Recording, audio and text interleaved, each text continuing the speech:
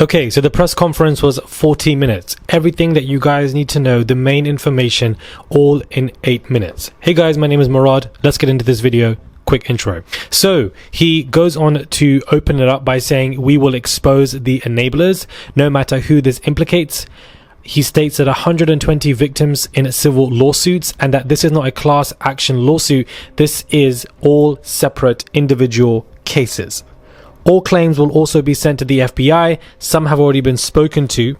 After the indictment, the floodgates opened. Many powerful people were exposed and many dirty secrets are going to be revealed, is what he states.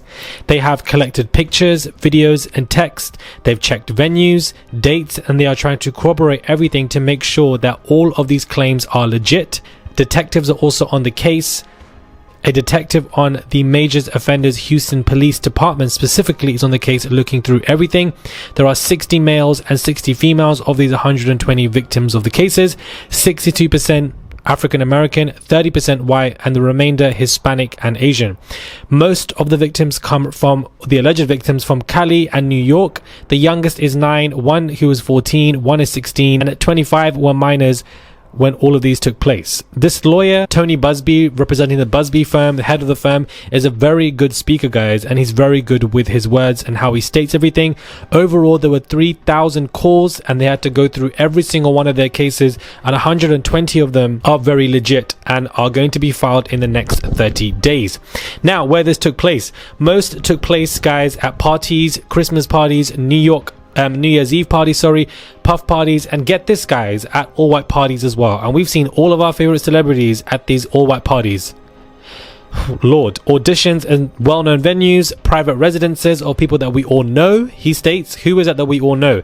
The majority filed reports but to the police and to hospitals, but they did nothing. They didn't care.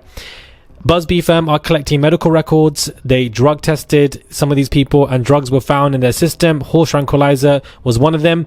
This is not a class action lawsuit. I like to repeat, these are all very much individual. The day will come when other names will be mentioned. There are a lot of names. There's a huge list and some of the names will shock you. There are many coward bystanders who did nothing and encouraged it, and they all know who they are, he states, as well as corporation entities, banks and hotels, pharmaceutical companies, and how all of them were paid cash. Lawsuits will be for anyone who did anything. So not just for P. Diddy, venue owners as well, and anyone who saw and did nothing and benefited from it.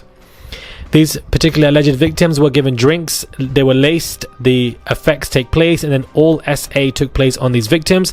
These victims allegedly were passed around as others watched the show, and he says that, watched the show. There are charges of SA, false imprisonment, SA of minors, and a few others, and the charges are going to begin to be filed in the next 30 days.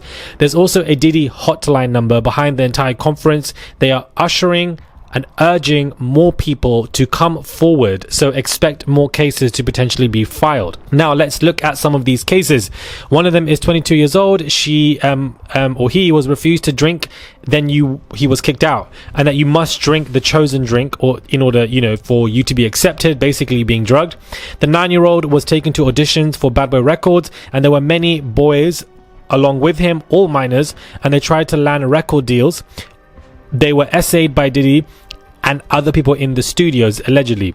Another minor was told by Diddy that he would make him a star, but that he needed him in a private area without his parents, and therefore his parents for some reason allowed this, and then the minor was forced to perform oral. That's all I'm going to say. Another minor, 15-year-old, was flown to New York, attended a party, was then given a substance, drugged, and then taken into a room with Diddy where the minor was R-worded, and many took turns R-wording this particular young girl. A 26-year-old was picked up by Diddy at the airport with others also in the SUV, was given one drink, then immediately just blacked out, and then the next day woke up with severe pain in the V area and the back passage, and her underwear was missing. Another lady who was not a minor was pregnant, and therefore when she was at the dinner with them, she refused to drink. However, her drink was laced. She blacked out, and then she woke up in the same bed with Diddy in his mansion. Allegedly, she woke up with significant pain in her back passage and the V.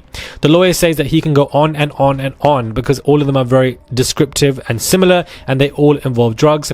A 20-year-old was seen on a street from another case.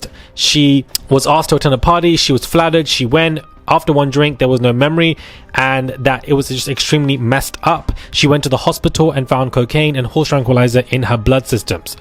A particular male victim, a quote from him via Busby, where his quote is, "Had Diddy not been in power, I would have been something great, but not anymore." Out of 120 of these cases, 25 of them are minors. FBI is not aware of most of them at all, and they're encouraging victims that they have, the 120 of them, to now speak to the FBI and corroborate with them as well. So, you know, why would the parents allow these minors to even be in these scenarios? I don't understand. They want their children XYZ to be big superstars. This makes me look at everybody even more differently. It makes me look at the celebrities that we've seen at these all-white parties, all of them differently. What did you see? Were you a bystander? Were you partaking? Then on top of that, we look at people like Usher and Bieber. What happened to both of these two individuals? Because evidently it just seems so cryptic in their old videos together, especially Diddy and Bieber, especially if there's multiple now minors saying that they were taken to auditions with, you know, many other boys, and they were forced to do things in these studios. This is what I said, that these studios, guys, are not places to make music. These studios are grooming grounds, specifically for minors. It is insane, it is dark, and it is disgusting. He says that a list is going to be coming out, or, you know, people's names, and that the list will shock you. People that are very familiar, people that we know, and that these people, these celebrities who I imagine they all know who they are, and that they're probably in positions who are panicking. So it could be any one of your favorites. It is a reminder to not only not worship these celebrities, not worship idols and stan culture, but also protect your children, protect your nieces, your nephews, younger brothers, younger sisters, your daughters, your sons, especially when they're going to sleepovers or, you know, anywhere around these dangerous men, because they can traumatize a lot of young children for a very long time. These are all the cliff notes. I watched the entire 45-minute conference to get it out to you guys in less than 8 minutes so that you guys are clued up with everything. This press conference has come out of nowhere. Genuinely, it's shocked a lot of people, and these are 120 individual civil lawsuits, but they are going to corroborate with the FBI, Homeland Security, to see if these can be added to the criminal charges. We know the jury is still convening for the 3-4 charges already that Diddy has for why he's in prison. Those are criminal charges, so he could be facing more criminal charges, especially for S8 of minors and, you know, distribution and false imprisonment. It's genuinely shocking. Absolutely barbaric, demonic madness that is going on. I did a live discussing it in real time, but I wanted to watch it, hear every single word, and get all the notes out to you guys. The fact that there were minors who were flown between states, the fact that there were many people knew, the fact that corporation entities, banks, hotels were all paid in cash and were threatened. We know this with the Cassie particular video, was done in a hotel and then it disappeared for 10 years. We didn't know about it. One hotel was paid off. So it's not just celebrities, it's venues, venue holders, bystanders, corporation entities. It's a lot of people, organizations that are involved. Because one thing about this whole thing, Diddy was not doing it alone. He was doing it with many bystanders, many people at Bad Boy Records, many people at these studios, and many of your favorite celebrities that you guys know. It could be any one of them, because every single one of these celebrities went to these all-white parties. So for the fact that this particular lawyer is saying that minors and many others were essayed at all-white parties, the New Year's Eve parties, insanity.